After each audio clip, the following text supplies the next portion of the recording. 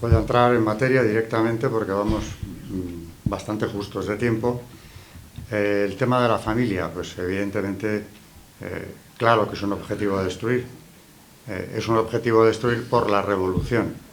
Y cuando hablo de la revolución, lo he dicho en más de una ocasión, pero hoy lo repito, creo que debemos considerarla como un proceso muy largo, con distintas etapas, que se van sucediendo y posibilitan la nueva edición del proceso revolucionario con distintos rostros. Pero a partir de la francesa, por no hablar de Lutero y todo lo que trae la Ilustración, pero si pusiéramos como fecha de arranque, por poner una, la Revolución Francesa, luego han venido toda una sucesión de revoluciones, las liberales, la marxista, toda es la misma, solo que van cambiando, como digo, matices, a veces importantes, otras veces no tanto, pero lo que subyace en todo el proceso revolucionario, que llega con claridad, por poner otro hito histórico, hasta los años 60, la famosa revolución sexual o cultural de esa década, es todo lo mismo. Y curiosamente, lo que se puede observar en todo el proceso, desde la francesa hasta la actualidad, es que la familia es el objetivo prioritario. El matrimonio y la familia, la vida y la familia. Cada vez se ha ido radicalizando más el proceso, pero es que ya en la Francia revolucionaria se salen de la era cristiana, la familia ya es perseguida entonces, por supuesto empiezan a introducir una legislación contraria. Voy a centrarme en el caso español, que es de lo que se trata hoy, y durante el siglo XIX, en las revoluciones liberales, vemos cómo sistemáticamente piden dos cosas. ¿Quiénes, antes de entrar en materia, quiénes están moviendo ese proceso revolucionario? Pues aquellas dos fuerzas que Franco incluyó en un mismo grupo a la hora de crear el tribunal que la reprimiera: masonería, por un lado, comunismo, por el otro. León XIII ya dice que son perfectamente afines y que tienen idénticos propósitos. Y desde luego, lo he repetido, pero creo que no sobra decirlo, se trata, en definitiva, también citando a León XIII en Humanum Genus, de destruir hasta sus cimientos todo el orden religioso y civil creado por el cristianismo. Si se trata de lograr eso, pues evidentemente hay que empezar por la familia. ¿Por qué la familia es algo tan sensible o tan importante como gran victoria a conseguir por las fuerzas revolucionarias? Pues hay definiciones muy breves, pero que nos pueden servir como punto de apoyo para arrancar. Yo creo que a los que estamos aquí no se nos oculta la importancia que tiene en la sociedad que haya familias fuertes y que siga existiendo la institución familiar, la auténtica familia, claro. Pero de todas formas, yendo simplemente al catecismo de la Iglesia Católica, en el punto 2207 nos dice que la familia es la célula original de la vida social. Esa sociedad natural donde el hombre y la mujer son llamados al don de sí en el amor y en el don de la vida. Nada menos. La célula original de la vida social. Hay muchísima doctrina pontificia en relación con la familia. Precisamente cuanto más atacada ha sido en los últimos 2 siglos, más documentación vamos a encontrar al respecto. Pero por no salirme y perderme en el hilo que tengo que continuar, sigo con el catecismo, donde también leemos: sin familias fuertes en la comunión y estables en el compromiso, los pueblos se debilitan. ¿De qué se trata entonces? De debilitar a los pueblos. Y naturalmente siempre en un sentido espiritual. Estamos en una revolución que ha buscado siempre, desde la francesa hasta la actual, hoy se ve más claramente incluso, establecer o conseguir llevar a culminación un proyecto de dominio universal. La masonería fue una internacional, realmente es la primera gran internacional, porque nace en Inglaterra en el siglo XVIII, pero se ha extendido por todo el continente europeo, incluyendo los países católicos. A mediados del siglo XVIII ya tenemos condenas pontificias, Clemente XII, Benedicto XIV, y ya no han parado durante todo el siglo XIX, seguimos encontrándolas, porque es una multinacional, o una internacional, mejor dicho. con un proyecto común, que es lo que aúna a todos los que se inician o dirigen, sobre todo, la secta. Una internacional es también el comunismo, nadie lo oculta, el socialismo lo es también, y beben en las mismas fuentes. El proyecto de disolución de la sociedad, el proyecto de disolución de la sociedad cristiana está igualmente fuerte y representado en el socialismo, en el comunismo, tanto como en la masonería. Parecen fuerzas diferentes, suele asociarse el concepto de masonería a una extracción más ilustrada, más burguesa. Supuestamente la Internacional Socialista o Comunista tendría una base más proletaria. Es mentira, porque en definitiva los dirigentes son de una extracción muy similar, cuando no son también masones, como lo han sido desde luego en el arranque de la revolución. Por ejemplo, en Rusia, 1917, la revolución que conocemos genéricamente como la rusa, tiene 3 etapas que se dan en un mismo año. Las 3 etapas, que son la etapa liberal, la socialista y la comunista, tienen un inicio masónico. En el caso de Kerensky, que es la etapa segunda de la revolución, es que preside un gobierno que es enteramente masónico, socialista, pero masónico, a la vez. No es nada incompatible, sino muy al contrario. Volviendo a la familia, ¿en qué se ha centrado el ataque? Principalmente contra la familia. Pues en algo que estudiamos conjuntamente cuando damos la asignatura de Doctrina Social de la Iglesia, vienen juntos un apartado y otro. Vida y familia. Primero la vida, la defensa de la vida es fundamental. Y se preguntarán por qué. Porque además, por ejemplo, en la ideología masónica, el hombre es el centro de adoración, es lo más elevado. ¿Por qué entonces, si el hombre es lo único digno de adoración, como llegó a decir Rodríguez Zapatero, por qué su dignidad se menoscaba, se destruye por completo dentro de la secta? Porque claro, si el derecho a la vida no existe, la dignidad del hombre se cae. Si Dios sale de la ecuación, no hay dignidad del hombre posible. Sería la criatura más evolucionada, pero algo parecido a un primate que ha llegado más lejos que ninguno. Dios es imprescindible para entender cuál es la dignidad auténtica del hombre. Y en cuanto a la vida, es curioso que el ataque haya ido tan dirigido contra ella, sobre todo en las últimas etapas revolucionarias, concretamente a partir de los años 60, con la revolución sexual que empieza en los Estados Unidos, Europa también, en la universidad. Y aquí no voy a entrar en la escuela de Frankfurt, que ya he tratado en otras conferencias, pero es que esa etapa es fundamental para entender el asalto a la vida humana. Hay un precedente claro en Rusia, porque ya en el año 20, es decir, habían transcurrido solamente 3 años desde el triunfo de la revolución allí, en la Unión Soviética se legaliza por primera vez en país alguno el aborto.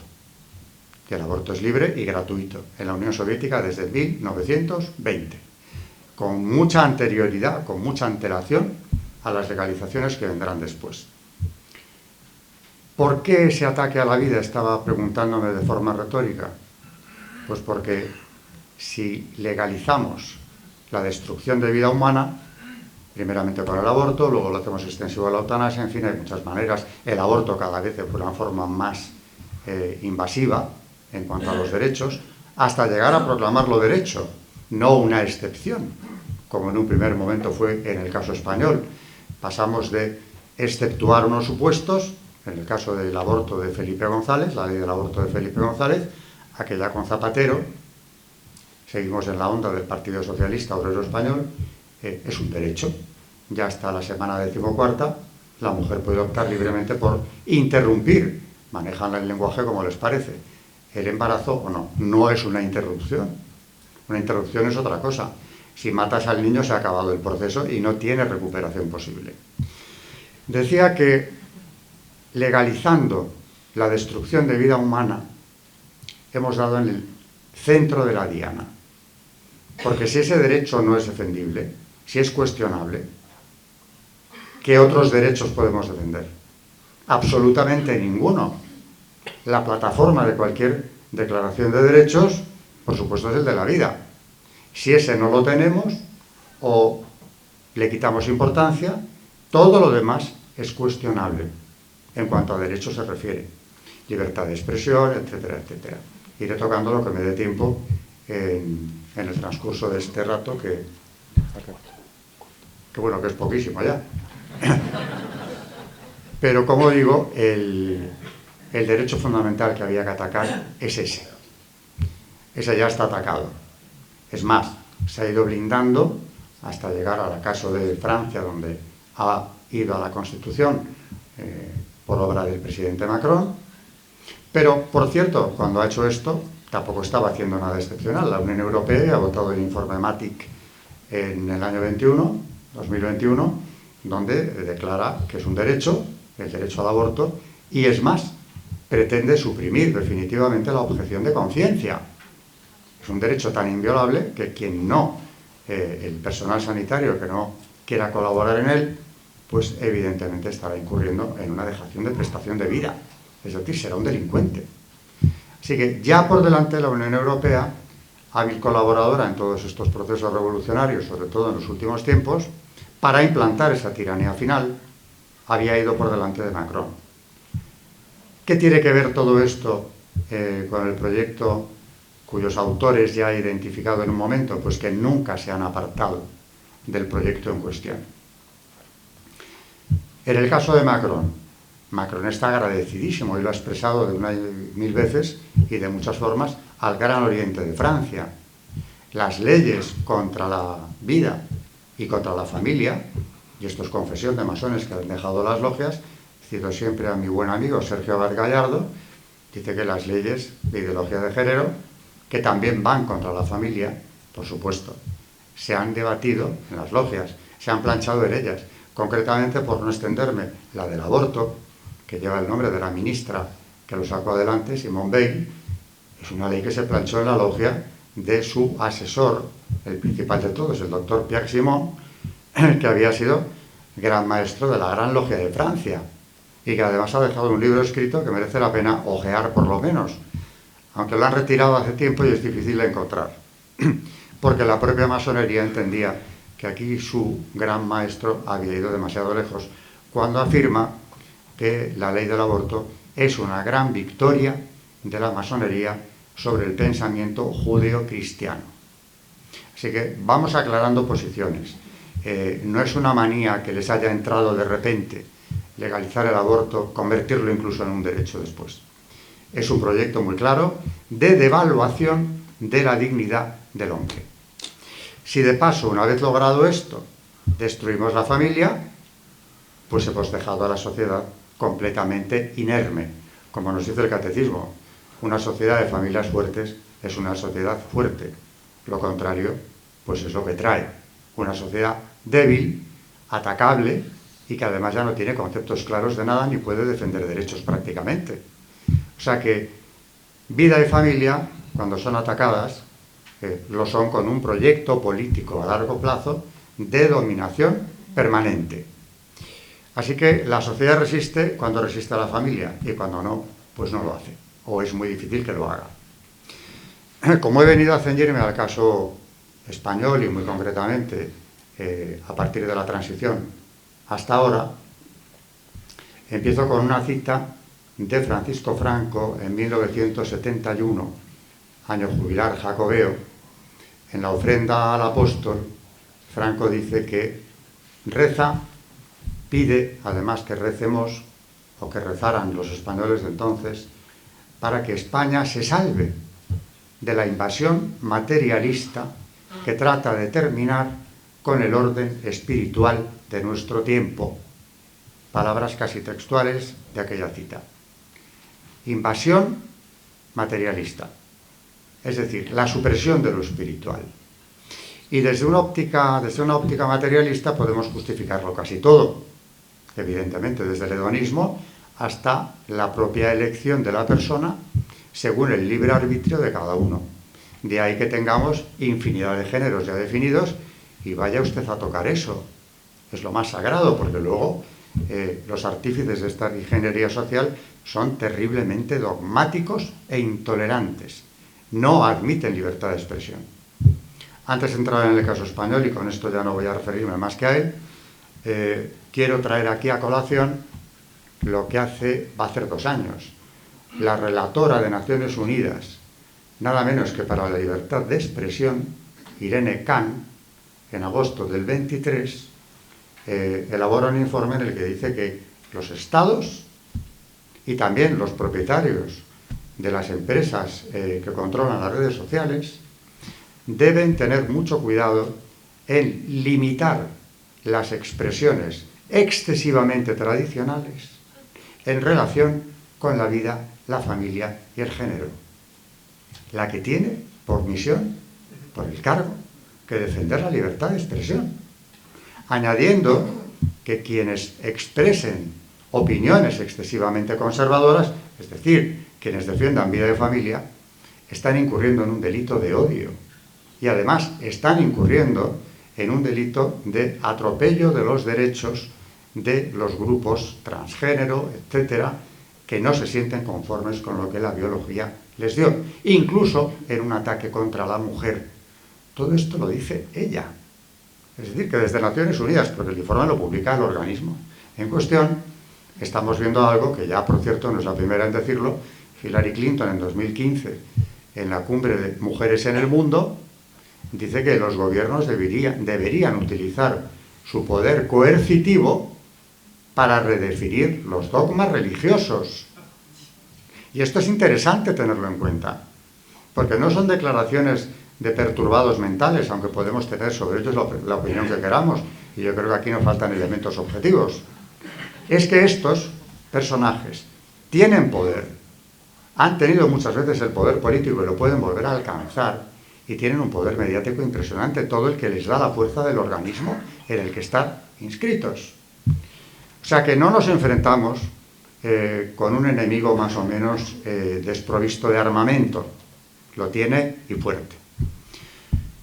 En vísperas de la Constitución, de la que aquí se hablaba a primera hora, y por cierto, con brillantez, quiero felicitar a quien me ha antecedido aquí en esta tribuna, ¿no? A Fernando Paz, porque ha hecho una exposición sobre el proyecto constitucional, el régimen del 78 y lo que ha traído.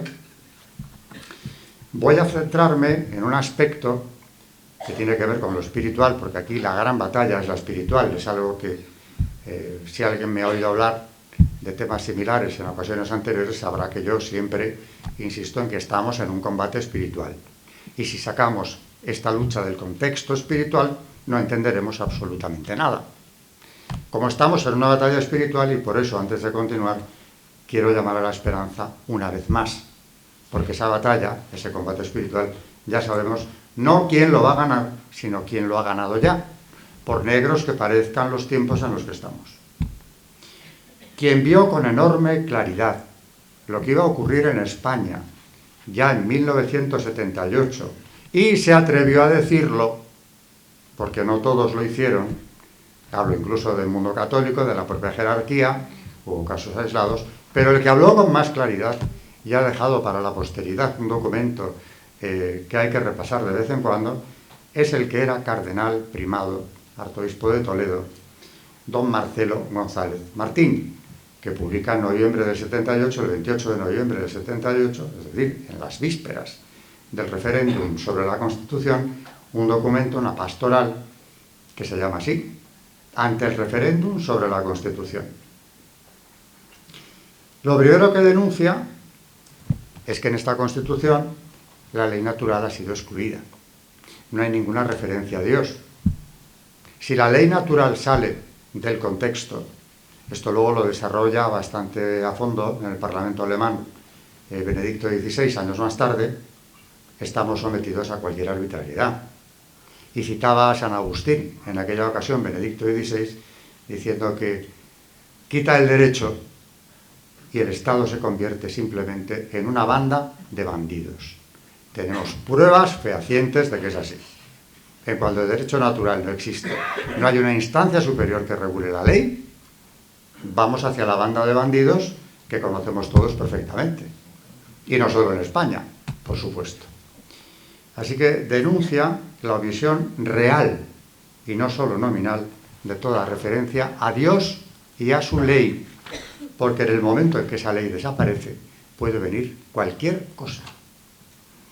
Dice textualmente: la falta de referencia, principio de la cita, a los principios supremos de la ley natural o divina, trae una sociedad civil totalmente inerme. La orientación moral de las leyes y actos de gobierno queda a merced de los poderes públicos turnantes.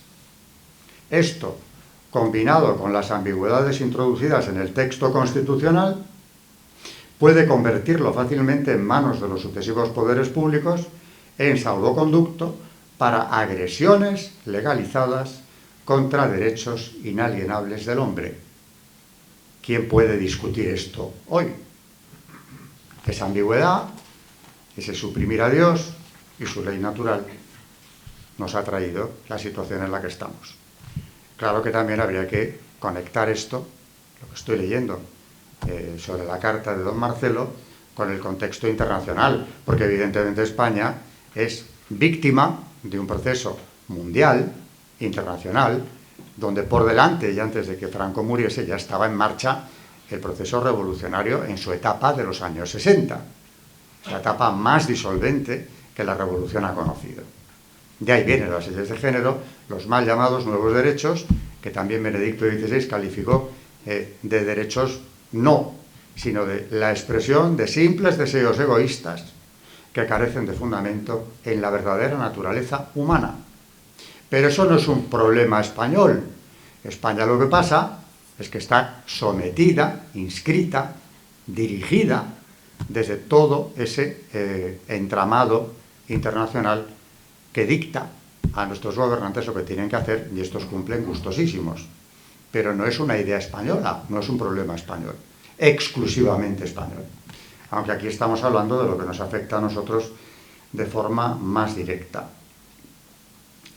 Luego habla de que la juventud española caerá indebidamente en manos de las oligarquías de partidos políticos. Ya llama la atención sobre lo que puede ocurrir, y ocurrió con la juventud. Yo ya he hablado aquí también, en este mismo sitio, de la situación trágica en la que se encuentra la juventud española hoy, porque ha sido marginada y yo creo que se puede decir que incluso perseguida, de una forma más o menos sutil, pero legal, que impide que cumplan su designio, que desarrollen sus capacidades, que encuentren su sitio en la renovación también de la sociedad, hasta lograr lo que se ha calificado ya de suicidio demográfico. No solo porque han sido atacados de forma ideológica, brutalmente desde la cuna, sino porque además materialmente se les ha impedido y se les sigue impidiendo que desarrollen o que lleguen a construir familias, por supuesto, e incluso un proyecto vital con esperanza de futuro. Esto ya lo ve don Marcelo. Dice que a esa versión marxista, porque introduce naturalmente el elemento marxista en lo que nos espera si se vota la Constitución del 78, tampoco clara en muchos aspectos, a esta versión marxista de nuestra historia debe añadirse la imposición más reciente de la ideología de género. Es decir, que naturalmente ya se veía venir, cuando todavía ni se hablaba de los nuevos derechos, algo que va a irse introduciendo en la educación de los jóvenes, violando también los derechos de la familia. Esto no lo dice don Marcelo, pero vino después, de forma clarísima. Los derechos a la educación de los hijos es un derecho de la familia que se ha discutido, que se ha negado por activa y por pasiva. Aquí he dado un pequeño salto en el tiempo, he venido al presente, pero quiero volver a la carta de don Marcelo porque dice cosas también muy interesantes. La Constitución no tutela los valores morales de la familia, que por otra parte están siendo ya agredidos con la propaganda del divorcio, de los anticonceptivos y de la arbitrariedad sexual. Está hablando del año 78 y ya ocurría todo esto. ¿Cómo no iba a llegar lo que tenemos delante? Los medios de difusión que invaden los hogares podrán seguir socavando los criterios cristianos en contra de solemnes advertencias de los sumos pontífices dirigidas a los gobernantes de todo el mundo y no solamente a los católicos. Se abre la puerta para que el matrimonio, indisoluble por derecho divino y natural, se vea atacado por la peste de una ley de divorcio, fábrica ingente de matrimonios rotos y de huérfanos con padre y con madre. No puede ser más denso el párrafo, porque nos está hablando de ese bombardeo ideológico que vendrá luego clarísimamente, que ya se notaba en el 78, y la destrucción del matrimonio con una indefensión absoluta de los hijos habidos en el mismo. También lo habían avisado los sumos pontífices, mucho antes de que lo dijera don Marcelo, ya en el siglo XIX. Pero esto llegó. Y claro, aquí cabría hacer una leve referencia, brevísima, a las cumbres de Naciones Unidas, de las que suelo hablar, sobre todo dos de ellas, las de 1994-1995, la primera sobre población y desarrollo, la segunda sobre la mujer. En ambas convocatorias se atacó a la familia sistemáticamente. Familia y vida. Porque en la cumbre del Cairo lo que se trataba era de imponer la agenda de la representación de Estados Unidos, liderada por Clinton, que lo apoyó sin reservas, de imponer un aborto sin restricciones. No le salió del todo bien. Algunas cosas le salieron por donde no esperaban, como la intervención de la primera ministra pakistaní, de la que esperaban mucho, porque una mujer del mundo islámico, progresista, de izquierdas y dedicada a la política, esperaban que fuera feminista y hiciera un discurso en la dirección que ellos querían. Hizo todo lo contrario. Pero aparte de eso, los países del tercer mundo que se sabían objeto de las políticas que querían imponerles, se pusieron en bloque en contra. Y claro, eran más, aunque mucho más débiles, pero a la hora de votar eran muchos más, y el proyecto del Cairo no prosperó. Da igual, son inasequibles al desaliento, y al año siguiente en Pekín, en el 95, volvieron a la carga hablando de las distintas formas de familia. ¿Eso qué es? Pues abrir el campo a la definición de familia como casi cualquier tipo de agrupación humana de la clase que se considere. Aquí en España se ha hecho de una forma contundente. Tenemos sobre todo el gran proyecto de ingeniería social, que nunca ha sido desmentido luego, de Rodríguez Zapatero, con sus leyes de género, su aborto ya elevado al nivel de derecho, porque claro, durante esas primeras 14 semanas la mujer en España puede abortar sin ningún tipo de cortapisa. Hablan de la interrupción, como decía antes, pero es el asesinato del niño, y luego claro, las menores que pueden ir a abortar solas. Aunque a veces, la verdad, la sociedad está en tal situación que no sabemos si es mejor que vayan solas o acompañadas, porque en ocasiones en los abortorios los rescatadores me cuentan cómo son las propias madres o padres quienes las llevan a abortar. A eso hemos llegado en la sociedad actual. En cualquier caso, las cumbres de Naciones Unidas no engañaban. Lo que pasa es que pasaban muy desapercibidas, porque lo que no hacían tampoco era informar en prensa. Se informaba de los aspectos folclóricos, pero no de lo que se estaba debatiendo. Y en esa cumbre, ya en el Cairo, se habla de utilizar los medios de entretenimiento, cine, radio y televisión, incluso teatro clásico, no sé por qué el clásico, bueno, sí que lo sé, para ir introduciendo la nueva ideología, los nuevos derechos en la sociedad. Nada quedaba al azar. Esto enlaza con lo que había dicho 20 años antes don Marcelo, cuando habla de cómo en los hogares entraba esa propaganda ya de forma invasiva.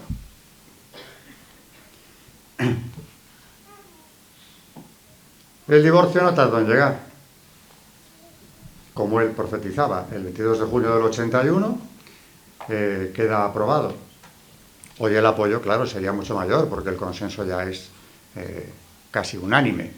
En el tema del aborto tampoco la cosa es muy distinta, porque si bien es cierto que el PSOE va por delante, y ahí vemos ese elemento marxista que han denunciado los papas, que ha denunciado el propio don Marcelo, de ataque a la familia y a la vida, inclusive. Pero es que el PSOE va por delante. En la transición hay algo que deberíamos subrayar. Cuando se legalizan los partidos socialista y comunista, no solo se legalizan, se trae a los dirigentes que estaban en el exilio y habían sido protagonistas de primera fila durante la Guerra Civil, concretamente comunistas, Santiago Carrillo y la Pasionaria. Y no vienen de cualquier manera a acabar sus días pacíficamente aquí, es que los traen a las Cortes. Con lo cual ya al pueblo español están transmitiendo un mensaje muy claro. Por lo menos que se lo pregunten. Y no será que aquellos eran los que tenían la razón. Porque han vuelto con todos los honores. Así que eso queda ahí. Y en cuanto al marxismo, pues sí, evidentemente, la batalla contra la vida y contra la familia la ha protagonizado el Partido Socialista Obrero Español de manera más radical cada vez, hasta que ya casi Felipe González puede parecer un conservador, homologable al Partido Popular. Pero yo aquí quiero traer una experiencia personal, quizá muchos de los que estén lo recuerden, que es el debate televisado entre Felipe González y José María Aznar en el año 93, ya de cara a las elecciones. En ese debate, Felipe González llevaba preparado el guión perfectamente para acorralar a su rival, consiguiendo, si es que lo lograba, que clarificase el programa del partido. Y se centró en uno de los puntos clave, que era el del aborto. Yo lo vi con asombro, pero lo vi en directo. Cuando le pregunta por este tema, Aznar contesta otra cosa. Vamos, algo que no tenía nada que ver con el aborto. Felipe sonríe socarrón y le vuelve a presentar la pregunta. ¿Qué va a hacer usted con la ley del aborto? Porque él ya la había introducido. No contestó. Me quedé asombrado y pensé, bueno, no lo quiere decir ahora en campaña electoral, aunque ya eso es muy grave, porque si no lo quiere decir es que encuentra que hay argumentos a favor, pero supongo que en cuanto gobierne lo quitará. Ya sabemos todo lo que pasó. Nada de nada. Muchos años más tarde lo justificaba diciendo que no lo tocó porque había ya un consenso social en España partidario del aborto. Y así nos hemos venido sucediendo hasta la actualidad.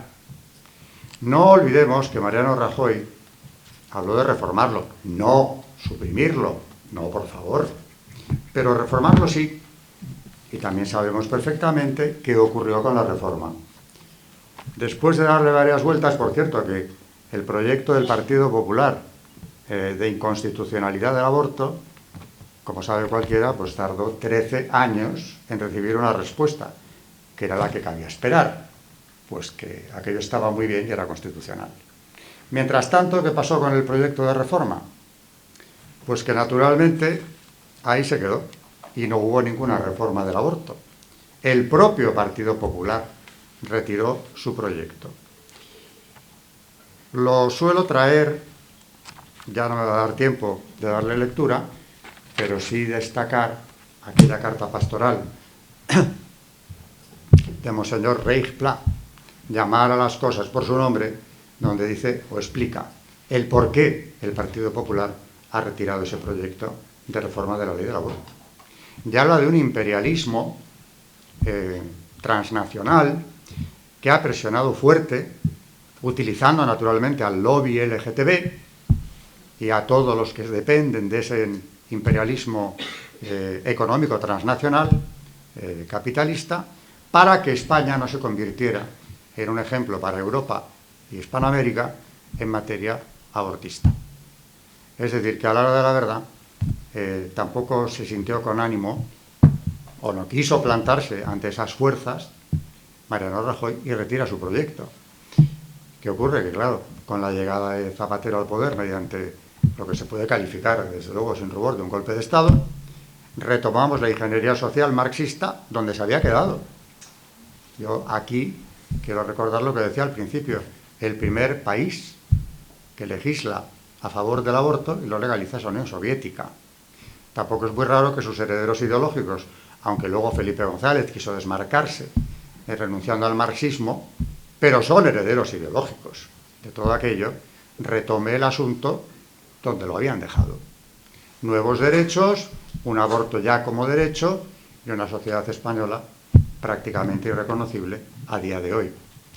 Sin embargo, también soy de la opinión de que España, y lo vengo sosteniendo desde mucho antes de que todo esto haya ocurrido, va a ser imbatible. Y esto solamente se puede explicar desde la fe. También es verdad que si conoces la España real y no la que aparece en medios de comunicación exclusivamente, ves núcleos de resistencia, ves una juventud que se resiste a seguir siendo manipulada, adoctrinada y, por cierto, marginada, y que funciona. Más que gente de más edad, muchas veces. Pero volvamos siempre al combate espiritual, al Sagrado Corazón. Los que han entronizado al Sagrado Corazón lo han pagado caro. Casos de Alfonso XIII en su momento, ya le avisaron que perdería el trono si no se iniciaba en la masonería, y entre otras cosas, aquella delegación que recibió el año 19 le decía que no solo tenía que iniciarse, sino introducir, de momento, el matrimonio civil. Es decir, que luego le acusaban de borbonear, pero estos demócratas masones lo que querían es que lo hiciera, porque él no tenía por qué legislar en ese tema, ni en otros. En cuanto a el argumentario del Partido Popular en general en estos temas, como irse resignando a lo que el marxismo le va imponiendo, también se adelantó don Marcelo, y con esto voy a ir acabando enseguida, porque habla de algo que manejamos demasiado a menudo y es muy grave: el mal menor. ¿El mal menor? El mal es el mal. ¿Y menor en qué caso? Bueno, podríamos entrar aquí en definiciones. A veces el mal menor es que ya ha ocurrido, nos lo han hecho, nos lo han impuesto. Y hay que tratar de minimizar el efecto del mal. Pero muchas veces se utiliza para hacer un ejercicio de pura hipocresía. Voy a aceptar el mal menor para evitar el mayor. ¿Y cuál es el mayor? Aquí también nos daba respuesta don Marcelo. Porque decía, anticipándose a lo que veía venir: estos son, a nuestro parecer, los riesgos más notables a los que la Constitución puede abrir paso. Habla de aborto y matrimonio, es decir, familia. Su gravedad es manifiesta. Lo que por razones de orden político, que por razones de orden político se inclinan a un voto positivo, consideren ante Dios si realmente hay mayores males que justifiquen la tolerancia de un supuesto mal menor,